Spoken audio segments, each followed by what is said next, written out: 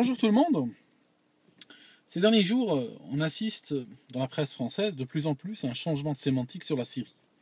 Alors, ce qui se passe, c'est que ce changement de sémantique n'est pas nouveau. J'ai vu ça il y a environ 2-3 mois, où la presse a timidement commencé à parler de groupes djihadistes en Syrie qui font la guerre à Al-Qaïda, des groupes affiliés à Al-Qaïda. D'accord? Donc c'est un peu Frankenstein qui fait la guerre à Fantomas. D'accord?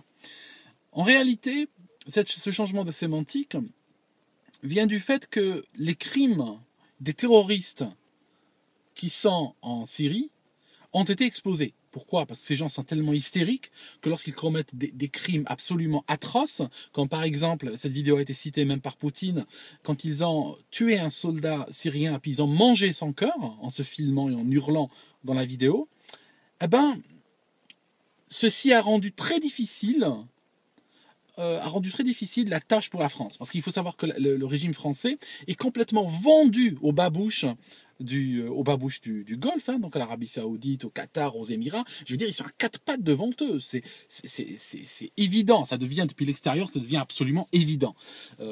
Donc, qu'est-ce qui se passe?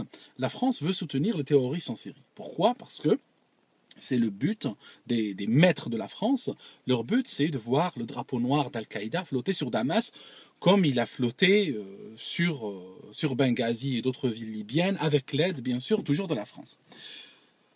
Donc, en termes de PR, en termes de relations publiques, il est devenu très difficile de soutenir les terroristes syriens.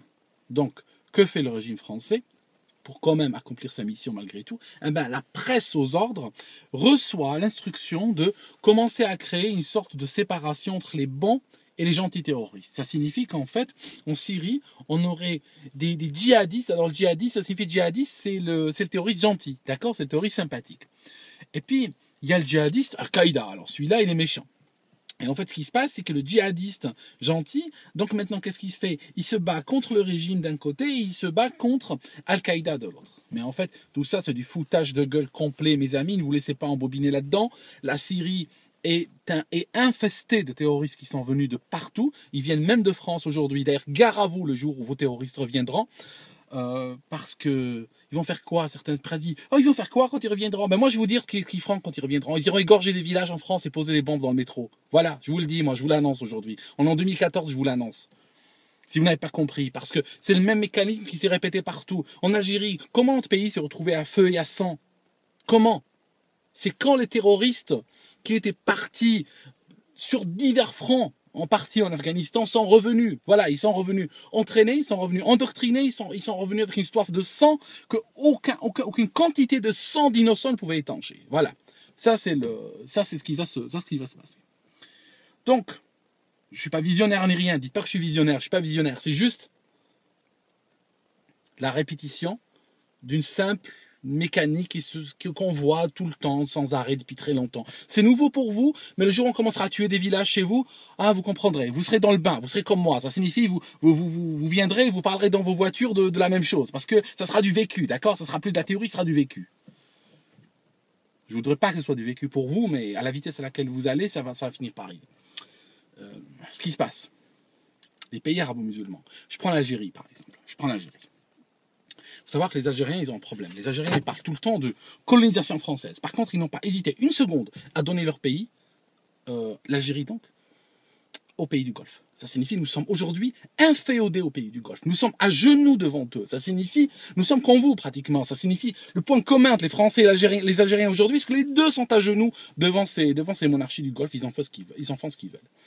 Nous parlons comme eux, nous nous habillons comme ils veulent, nous regardons leur télévision et idéologiquement nous sommes connectés à eux. Ils ordonnent, nous exécutons. Ça c'est le premier point, ça c'est le premier danger. La population syrienne aussi s'est laissée influencer par l'islamisme et voilà ce qu'elle est en train de payer aujourd'hui. Ça c'est le premier axe de travail. Ça signifie que lorsque on a un peuple ou une partie d'un peuple, une partie significative qui est inféodée aux islamistes, ça rendra plus facile plus tard le débarquement des monstres, des tueurs, des terroristes de partout dans le monde. Lorsqu'on jettera le chiffon chez vous, je vous assure qu'ils débarqueront de partout dans le monde, vous ne comprendrez même pas comment ça s'est passé. C'est ce qui s'est passé en Syrie. Et c'est ce qui risque de se passer chez nous en Algérie. C'est pour ça que je suis extrêmement frontal sur la Syrie, si vous avez remarqué. Parce que je vois qu'il y a exactement le même schéma qui est en train de se reproduire.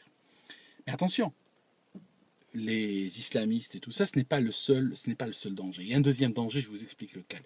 Le deuxième danger est constitué par un certain nombre de personnes vivant à l'étranger, d'accord? Les Syriens ont les leurs, nous avons les nôtres aussi. Et en fait, ces gens, qu'est-ce qu'ils veulent? Ces gens, ils souhaitent juste que la bagarre éclate au pays. Ça signifie qu'il y a des gens qui aujourd'hui, qui vivent en Occident, sans être islamistes ou quoi que ce soit, qui sont algériens. Leur rêve, c'est qu'il y ait du terrorisme en Algérie. Ils seraient contents le jour où les monarchies du Golfe enverront des terroristes tuer des Algériens.